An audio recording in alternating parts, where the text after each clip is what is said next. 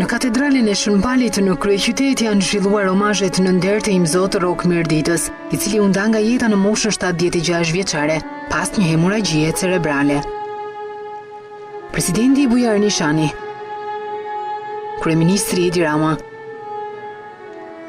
Kreu i Partisë Demokratike Lulzim Basha, diplomatë huaj dhe zyrtarë të tjerë të lartë ndëruan për herë të fundit kreun e Kishës Katolike.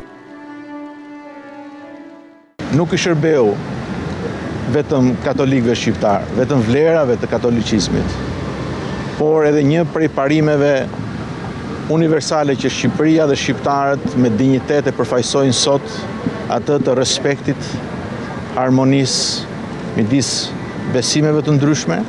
Kisha Katolike e Shqipërisë ka humbur sot princin e saj shqiptar, kurse kombi një nga burrat e shquar.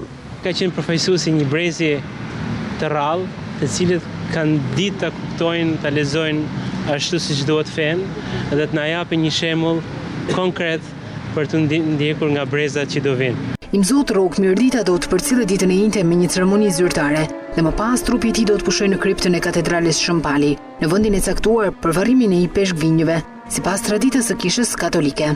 Imzot Rok Mirdita ka lindur në Kollëzën e Ulqinit më 28 shtator 1939. U shugurua me shtar më 4 korrik 1965 nga arqipeshkvi i Tivarit në vitin 1992. Papa Gjon Pali II e emëron arqipeshk të Durrësit Tiranës.